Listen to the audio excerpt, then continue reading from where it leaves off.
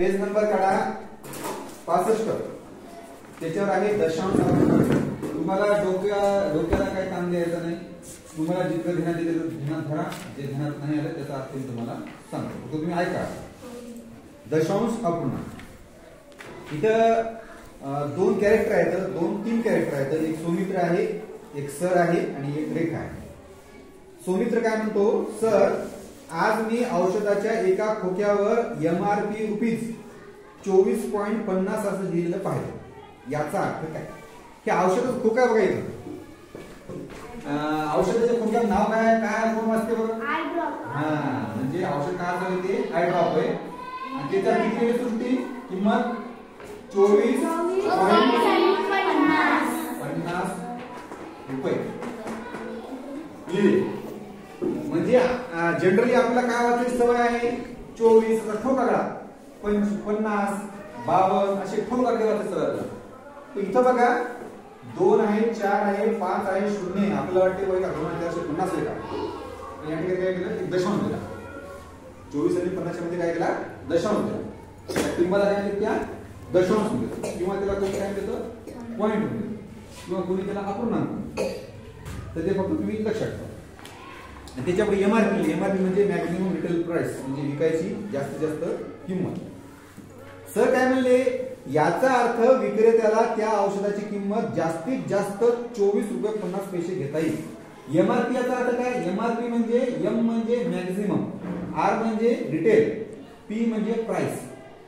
किरकोळ विक्रीची जास्तीत जास्त किंमत. एखादा बॉक्स पाहता कोणताही बॉक्स बघा गुलाबजामुन डब्बा घ्या त्याची किंमत दिलेली असते MRP 110 रुपये. काय लिहिलं असते MRP 110 रुपये. म्हणजे काय M म्हणजे मॅक्झिमम म्हणजे काय जास्तीत जास्त. मॅक्झिमम म्हणजे काय जास्तीत जास्त. रिटेल R म्हणजे रिटेल म्हणजे काय किरकोळ. दुसरा आहे प्राइस म्हणजे किंमत आणि मॅक्झिमम म्हणजे काय जास्तीत जास्त. याचा अर्थ काय की त्या विक्रेत्याला ते गुलाबजामुनचा डबा तो जास्तीत जास्त 110 रुपये विकू शकतो. ते जर म्हणला 111 रुपये द्या तर त्याच्यावर तुम्ही केस करू शकता ग्राहक न्यायालयात जाऊन की तू 1 रुपया आगाऊ लावून देता. हा फक्त तुझ्याकडे पुरावा पाहिजे. 111 रुपये फोन पे करता तुम्ही 1 रुपया नागा घेतली 111 रुपये हेच जर त्या माणसावर केली तर त्याला ग्राहक न्यायालय त्याला दंड लावतो. दंड त्याला 110 रुपये लावत नाही, रुपये लावत नाही. ग्राहक न्यायालय ठरवणार त्याला दंड लावायचा. त्याला 10,000 रुपये दंड लावू शकतो. मग त्याला 10,000 रुपये त्या गिऱ्हाईकाला द्यायचे. म्हणून लिहिलं असते की त्याच्यापेक्षा जास्त किंमत घेता येत नाही. पण याचा अर्थ काय आहे मुळात ते आयटम तयार करायला लोकांकडे प्रतीक्षा त्याच्यावर मुद्दाम जास्त किंमत टाकतायच. म्हणजे आय ड्रॉप आहे ते 24.50 रुपये आहे. समजा एक आपण मोगल किंमत 25 रुपयाचा आहे ते बनलाच 15 रुपये. त्याची प्रोडक्शन कॉस्ट किती आहे त्याची 15 रुपये. पण त्या माणसाचं म्हणण्याचं काय आहे जे बनवते ती काय करते 15 रुपयाला बनवलं देणार 15 रुपयाला लागे पण देणार. ती 15 रुपयाला विकणार आहे का ती नाही. त्याची किंमत म्हणलं 15 रुपये त्याला काही कमावं लागेल ना. मग काय म्हणते 15 रुपयाचं ते 18 रुपये 3 रुपये त्याला उरले 3 रुपये त्याला उरले मग 3 रुपये त्याचा खर्च भरणार. मग 18 रुपयाला कोणाला विकणार ते जे घाऊक विक्रेता आहे. कोणता विक्रेता घाऊक विक्रेता त्याला ते 18 रुपयाला विकणार. सुट्टी घाऊक विक्रेता म्हणजे जे जास्त प्रमाणामध्ये माल देते मग त्याला 18 रुपये विकणार. मग ते 18 रुपयाला घेणार मग ते कोणाला विकणार मेडिकलला विकणार. कितीला विकणार मेडिकलला 18 विकणार का ते त्याला पैसे भरावे लागतील ना 30 रुपये. फक्त किती रुपयाचं ते 15 रुपये. पण त्याची किंमत 25 आहे. ज्या किंमत किती आहे 25 म्हणजे सगळेजण 25 च्या आतच चालले ना. पहिले 18 विकलं दुसऱ्याने 20 विकलं मग आला मेडिकलला. मेडिकल वाले जवळ जाणार आपण घेणार. मेडिकल वाले काय करणार त्याच्यावरती किती किंमत आहे 25 रुपये. तर ते काय करणार 25 रुपये. म्हणजे मेडिकल वाला किती उरले तर 5 रुपये उरले. बनवणाऱ्याला 3 रुपये उरले तर मधल्या माणसाला फक्त देणाऱ्याला किती उरले तर आणून देणाऱ्याला 2 रुपये उरले तर आणि मेडिकल वाल्या जागेवर बसून 5 रुपये उरले तर. आणि ते काय आपण काय म्हणलो काय एवढी किंमत किंमत माहिती किंमत 25 रुपये जास्त घ्यायला पाहिजे पण ते ऑलरेडी जास्त घ्यायला. मग शासनाने सांगितलेलं आहे की जास्तीत जास्त 25 रुपये घ्यायचे याच्यापेक्षा वर घ्यायचे नाही. जास्तीत जास्त घ्यायचे अर्थ काय जास्तच घ्यायला ते आधीच. आपल्याला काय झालं आपण लय हुशार काय बरोबर किंमत पाहून आणली म्हणजे आपण काय करायचं भाव एवढं जाऊन करण्याचं 25 करण्याचं 22,000 23,000 असं देऊ शकतो. एखाद्या बुटा दुकानामध्ये गेलं की बुटाच्या मध्ये किंमत दिली असते 1,199 रुपये. मग आपण 1200 रुपयाचा बुट आहे का नाही हो किंमत आहे म्हणजे बघायची छापलेली म्हणजे याचा काहीच कमी जास्त करता येत नाही किंमतीला. पण तुम्ही जर जरासा भाव केला तर 100 रुपये करते.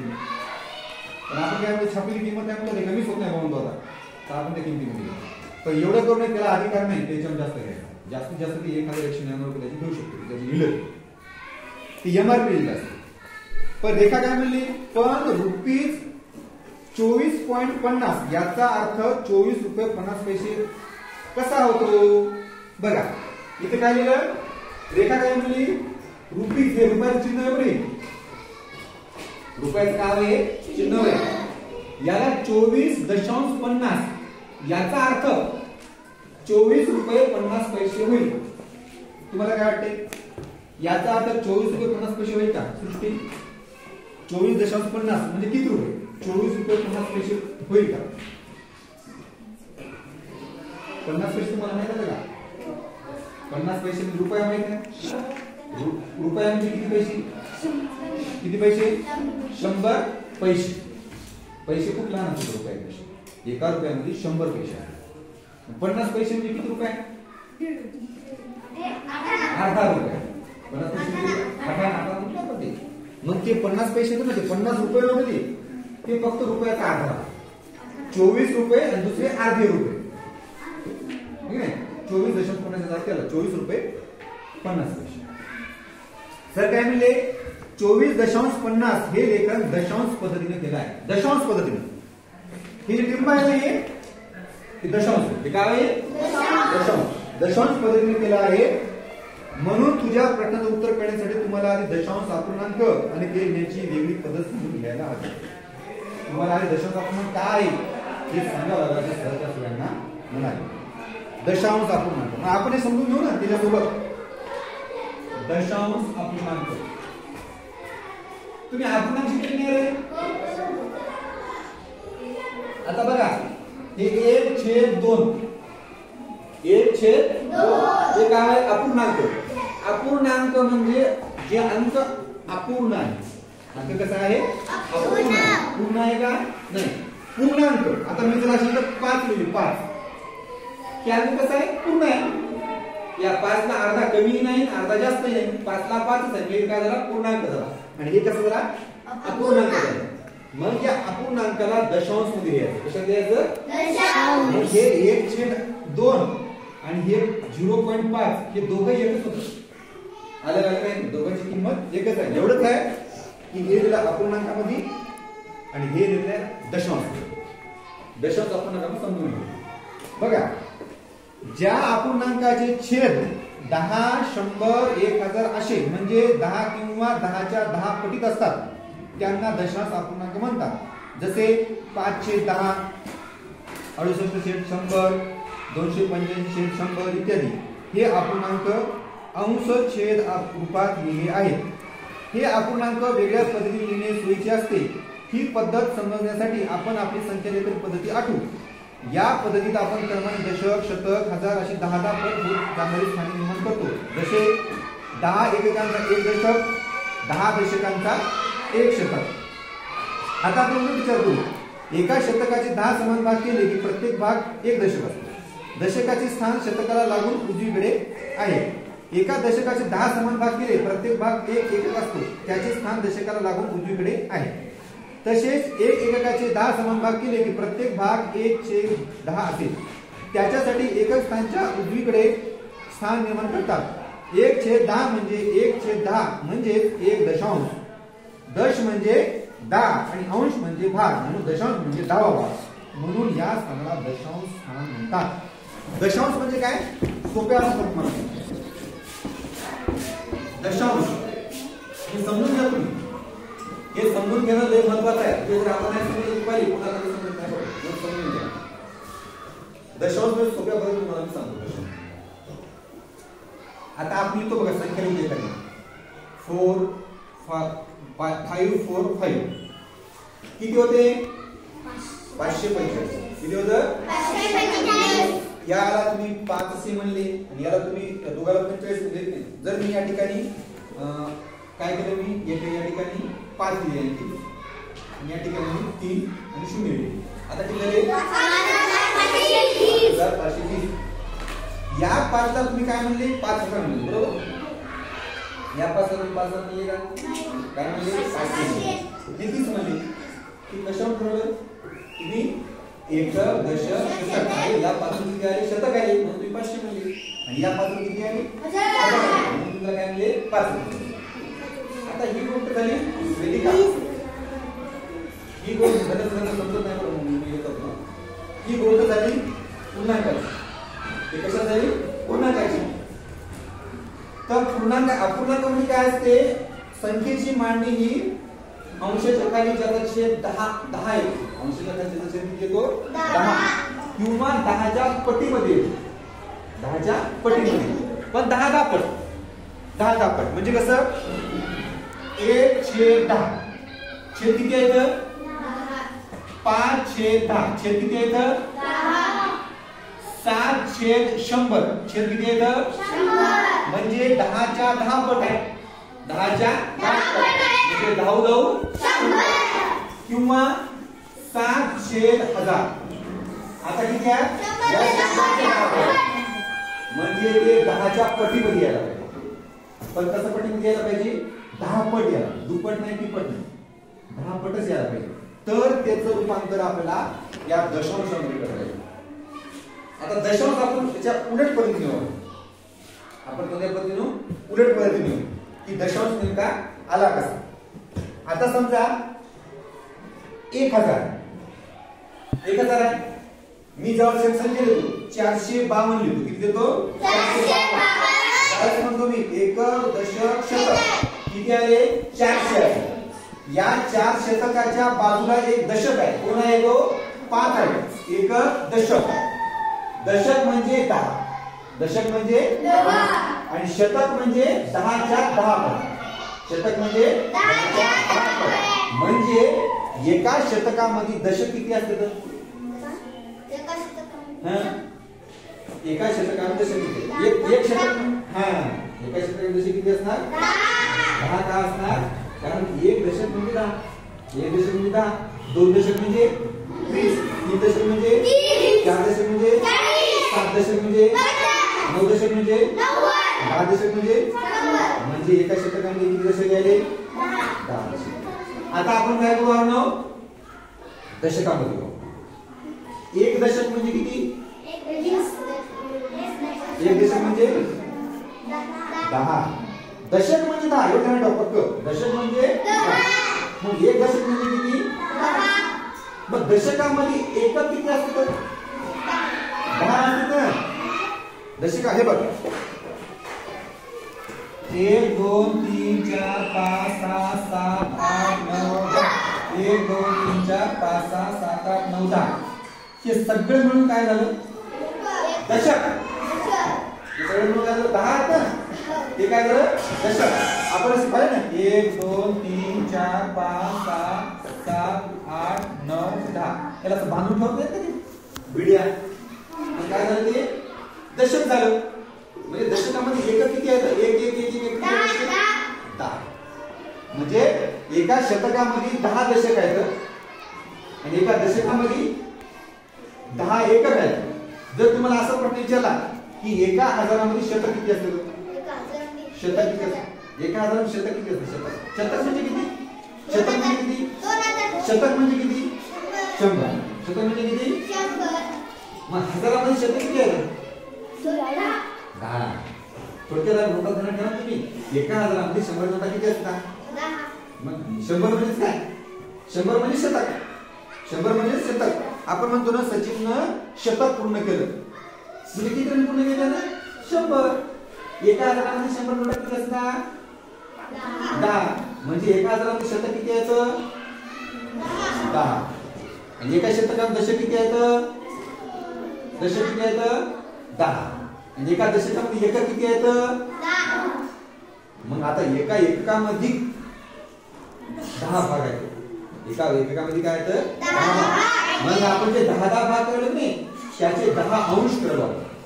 काय केलं आपण 10 अंश करलो. समजा एक बॉम्ब होता सुतळी बॉम्ब त्याला आपण माचीस लावली सुतळी बॉम्ब फुटला. बॉम्ब एकच होता फुटला आणि त्याचे 10 अंश ठेवले. अंश म्हणजे काय त्याचे 10 भाग झाले. हे 10 अंश म्हणजे 10 म्हणजे दश. 10 म्हणजे काय दश. रावणाचं नाव तुम्ही ऐकलं का? रावणाचं दुसरं नाव काय माहिती आहे का? दशानन. रावणाचं नाव काय दशानन. रावणाला 10 तोंड असतात. दश म्हणजे 10 आणि आनंद म्हणजे तोंड. आनंद म्हणजे तोंड म्हणून रावणाचं नाव काय दशानन. मग दशांश म्हणजे काय? दशांश. दशांश बघा हे दशांश. दशांश म्हणजे दश अंश. दश अंश म्हणजे 10 भाग. म्हणजे आपण ज्या गोष्टीचे 10 भाग करतो ज्या गोष्टीचे आपण काय करतो 10 भाग करतो त्याला दशांश म्हणतात. दशांश. हे तर जास्त डिटेलिंग मध्ये गेलो आपण. डोक्यात बसून झाला आपल्या एवढं डोक्यात बसण्याची गरज नाही. पण तुमच्या नियम म्हणजे काय नेमका दशांश तयार कसा झाला. दशांश नेमका तयार झाला कसा ते काय. दशांशची वेळ आली का. दशांशची वेळ आली का हे आपल्याला कळलं पाहिजे. घरी 4 भाकरी होत्या 4 माणसं होते. दिनानं रोज 4 माणसं 4 भाकरी खायची. प्रत्येकाला एक भाकरी यायची. अचानक एका दिवशी पाहुणा आला एक 5वा. भाकरी 4 होत्या पीठ संपलं. मी काय केलं तिघांनी एक भाकर खाली. एक भाकर उरली त्यांना अर्धी खाली आणि अर्धी खाली. म्हणजे एका भाकरीची काय केली 2 भाग केली. एका भाकरीची 2 भाग केली. एक दिवस असा आला घरी भाकर एकच होती. घरी भाकर किती होती माणसं होती 10. माणसं किती होते म्हणजे एका भाकरीची भाकरी टिकावं लागते. म्हणजे त्या भाकरीचे अंश किती केले आपण 10. म्हणजे दश अंश केले आपण. ज्यावेळेस आपण कोणत्या गोष्टीचे 10 भाग करतो किती भाग करतो त्याला दशांश. बघा आता हे 452 लिहिले मी. याच्या पहिले टिंब देतो मी. याच्यानंतर जे पहिलं स्थान ते 5 5 हो 4 हो 3 हो काही हो हे जे पहिलं स्थान आहे ते दशांश आहे आणि 10वा भाग आहे. कितवा भाग आहे 10वा. याच्या पुढे जे स्थान वाढत जातील मग ते आणखी 2 येईल. मग काय होईल भाग कसे वाढणार 10 पुन्हा 100 भाग होणार. पुन्हा किती भाग होणार 1000 भाग येणार. आता इथपर्यंत काय येणार इथपर्यंत हे 0 0 5 5 च्या पुढे काहीच नाही 0 म्हणजे 10 भाग झाले. म्हणजे 52 जरी केला आपण 52 म्हणजे हे दशकाचा भाग आहे. 5.2 व्हायले. पण या ठिकाणी जर मी आणखी 1 केला तर मग काय झालं आता 10 चे 10 भाग झाले. हे शतक झालं आता. एकक दशक शतक झालं. म्हणजे दशांश कसा होणार एक तर 10 भाग लागणार नाही तर 10च्या पटीत. पण 10च्या पटीत कसं 10 पटीत. म्हणजे पहिला भाग कोणता राहणार 10 पट. दुसरा भाग 10चे 10 पट किती होते तर 10चे 10 पट किती 100. पुन्हा काय होणार त्या 100चे 10 पट पुन्हा 1000चे 10 पट 10,000 10 पट 1 लाख. 1 लाखाचे 10 पट 10 लाख. 10 लाखाचे 10 पट म्हणजे त्या पुढच्या संख्येत 10,000 पट जसं पुढे आपण तसं. हे झालं दशांश. दशांश नेमका म्हणजे काय तुम्हाला सांगितलं. आता दशांश चिन्ह आहे का. दशांश हे स्थान अपूर्णांक लेखनासाठी निर्माण करतात. संख्या लेखन करताना संख्येतील पूर्णांक भाग संख्येची खूण म्हणून पूर्णांकाच्या शेवटच्या अंकानंतर टिंब लिहितात. या खूणीला दशांश चिन्ह म्हणतात.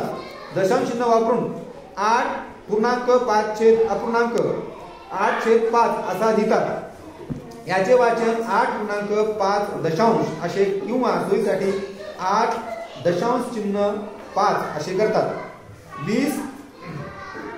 20.3 दशांशचे लेखन 20.3 असे करतात. 7 दशांश या अपूर्णांकाचे लेखन 7/10 आणि 0.7 असे 2 प्रकारे करता येते. यापैकी 7/10 ही लेखनाची व्यवहारिक पद्धत आहे आणि 0.7 ही दशांश पद्धत आहे. आता जास्त डिटेलिंग मध्ये झालं तर तुम्हाला सोप्या पद्धतीने सांगतो. बघा समजा एखादी संख्या आहे म्हणजे 8 आणि हे 7 असतं. अशी संख्या असते बघा. तुम्ही संख्या कोणती कोणती पाहिली? एक तर तुम्ही अशी पाहिली डायरेक्ट पूर्णांक संख्या पाहिली, पूर्णांक. दुसरी कोणती पाहिली? 2/5 हे अपूर्णांक. तिसरी कोणती पाहिली आता? 2.5 हे दशांश संख्या. ही कोणती संख्या? दशांश. आता ही कोणती संख्या माहिती आहे का? 8 पूर्णांक होय आणि हे होय अपूर्णांक. म्हणजे पूर्णांक आणि अपूर्णांकाची संख्या होय. मग याला वाचायचं कसं?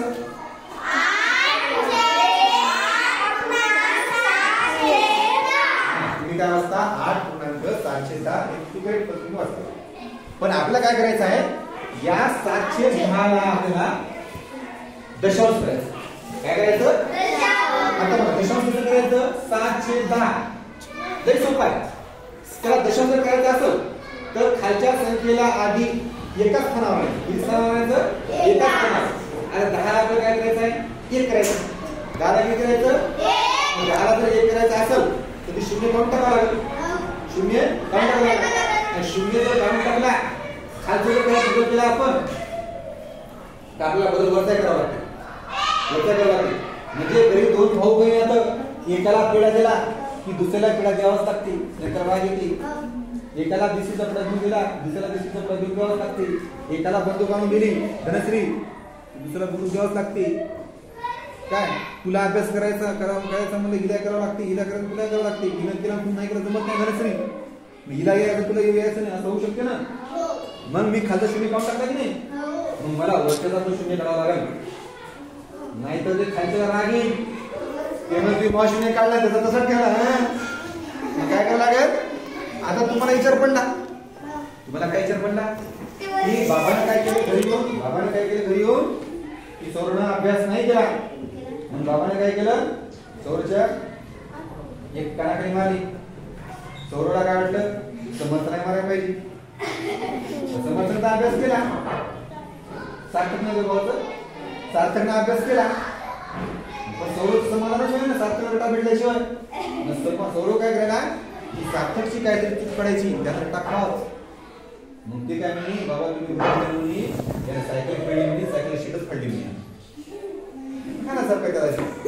म्हणजे याला जर का मला अभ्यास नाही केला म्हणून याला जर का मला सायकल शीट पडली. आपला हेतू काय होता? दोघांना एक झटका भेटा. कारण कोणत्या? म्हणजे इथं कारण नव्हतं, सौरवनं कारण निर्माण केलं. तसं इथलं काय केलं? 0 इथं आहे म्हणून आपण चटकन काढून टाकला.